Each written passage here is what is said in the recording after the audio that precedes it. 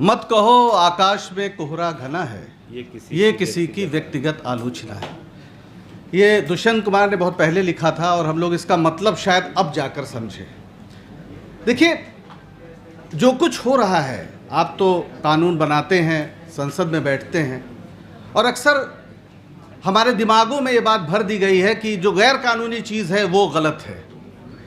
पर हम एक ऐसे दौर में हैं जब कानून ही गलत है, क्योंकि संविधान सिर्फ लेटर नहीं होता है, स्पिरिट भी होती है। यानी उसमें आत्मा, क्या लोकतंत्र की आत्मा है या नहीं है। सरकार ने एक कानून बना दिया है और वो कानून जिसमें आईटी एक्ट अभी संशोधन होकर लागू हो गया है, जिसमें ये कह दिया गया है कि जितने भी प्लेटफॉर्म हैं, सोशल मीडिया प्लेटफॉर्म है, एक्स हो, मेटा यानी फेसबुक हो या आपका यूट्यूब हो, अगर सरकार कहती है कि इस कंटेंट को हटाओ, इस पेज को डाउन करो, इस यूट्यूब चैनल को ख़त्म करो, तो ये कंपनियां बाध्य हैं। ये कंपनियां कभी अभिव्यक्ति की आज़ादी के नाम पर खड़ी हुई थीं। हालांकि ये धंधा है और व्यापारी हैं वो लोग, ऐसा नहीं है कि वो लोकतंत्र के पहरुए हैं, लेकिन चूंकि अभिव्यक्ति की आज़ादी या अभिव्यक्ति भी अपने आप में एक कारोबार है, कौन बेहतर तरीके से अभिव्यक्त करता है उसके लिए अच्छा मंच हो तो वो एक बिजनेस भी है।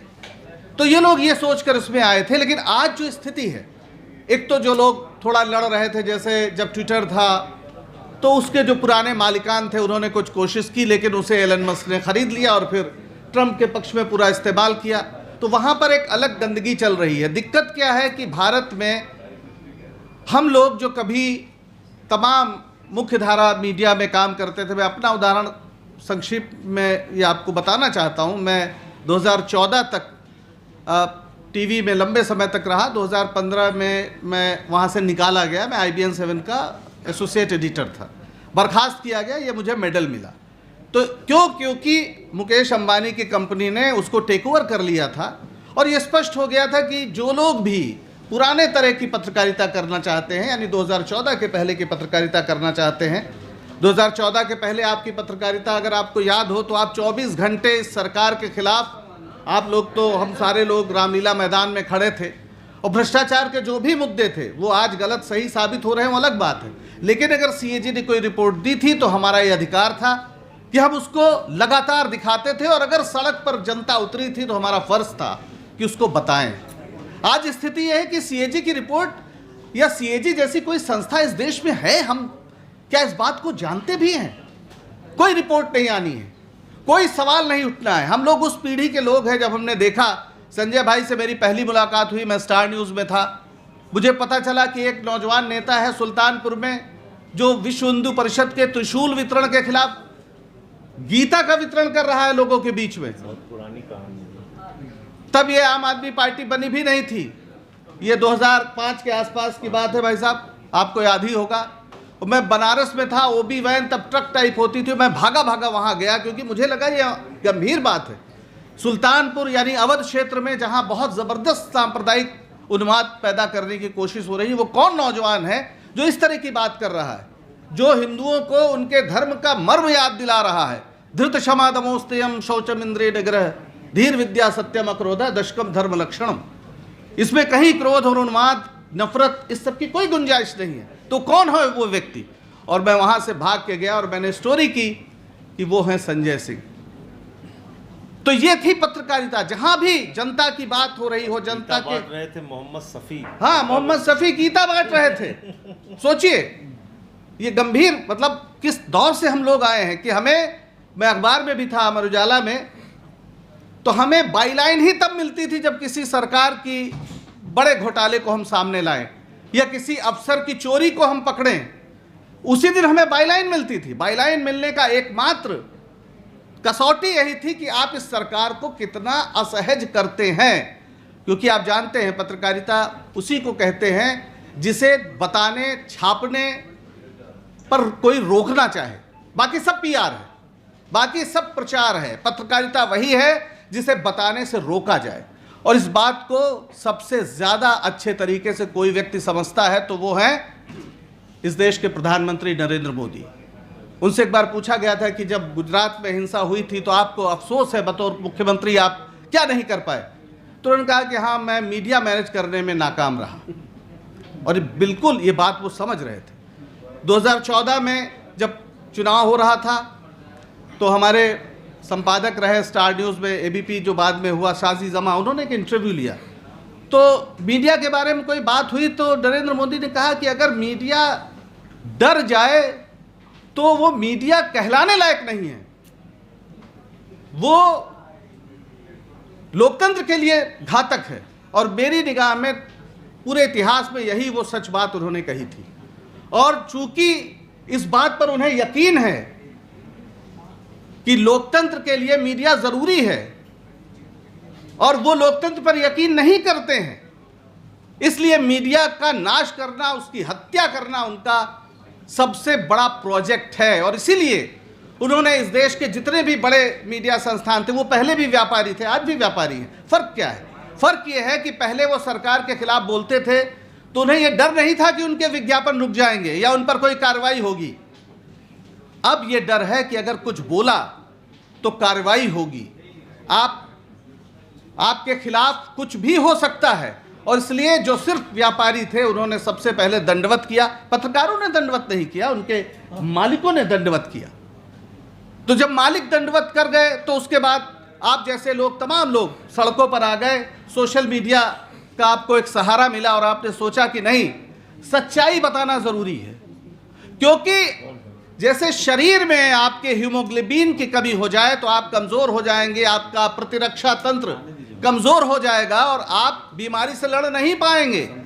वैसे ही अगर लोकतंत्र में सूचनाओं का निष्पक्ष प्रवाह नहीं होगा तो आपके लोकतंत्र में भी हीमोग्लोबिन की कमी हो जाएगी। लोकतंत्र का शरीर, प्रतिरक्षा तंत्र उसका कमजोर हो जाएगा। इसलिए जरूरत है सूचना के मुक्त प्रवाह की, इसलिए जरूरत है, इसलिए निष्पक्ष जानकारी की जरूरत है, क्योंकि लोकतंत्र उसके लिए मजबूत करने के लिए जरूरी है। लेकिन लोकतंत्र को खत्म करने का एक प्रोजेक्ट है। आज ये भारत का सारा मीडिया विश्वगुरु का बजा रहा है बाजा। हकीकत क्या है? वी डैम, जो वैरायटी ऑफ डेमोक्रेसीज, जो स्वीडन की कंपनी है, जो आपको लगातार आपका देती है कि आप कहां पर खड़े हैं, वो कह रही है कि भारत में जो डेमोक्रेसी है वो एक इलेक्टोरल ऑटोक्रेसी की ओर बदल गई है। आप 107वें नंबर पर हैं, आपका मीडिया 151वें नंबर पे है। आप कैसे विश्वगुरु बन सकते हैं? अगर लोकतंत्र में लोगों को अपनी बात कहने का हक ही नहीं है, सच्चाई दिखाने का हक ही नहीं है, तो आप कहां से लोकतंत्र में आगे बढ़ सकते हैं? लेकिन मैं एक बात और कहना चाहता हूं जो शायद इस सबसे अलग है। सब हम लोग जानते हैं जिस कष्ट में है, अब किया क्या जाए। मुझे पूरा यकीन है कि ये जितने भी माध्यम हैं जिन पर हम भरोसा कर रहे हैं, जाहिर है हम दूसरों के पर भरोसा कर रहे हैं, हम भरोसा कर रहे हैं यूट्यूब पर, एक्स पर, फेसबुक पर, वो भारत के लोकतंत्र के लिए बिल्कुल जवाबदेह और जिम्मेदार नहीं है। उन्हें लगेगा कि दिक्कत है, तुरंत वो डाउन कर देंगे। उन्हें रील्स पर, चुटकुलों पर, नाच गाने पर, इसमें ज़्यादा पैसा मिलता है, ज़्यादा धंधा मिलता है और इसलिए वो सरकार से लड़ेंगे नहीं।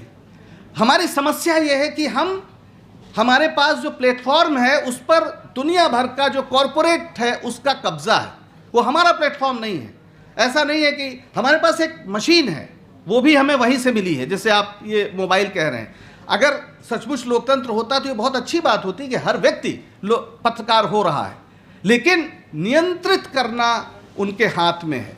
और इसलिए वो मैन्युफैक्चरिंग कंसेंट, आपको पता होगा नॉम चॉम्स्की का जो सिद्धांत है कि किसी के बारे में आप जबरदस्ती आप उसको अपने पीछे नहीं रख सकते, तो आप उसके एक कंसेंट पैदा करिए, सहमति निर्माण करिए कि मोदी जी अरे बचपन में मगरमच्छ से खेलते थे। ये कहानियां अचानक कहां से आ गई?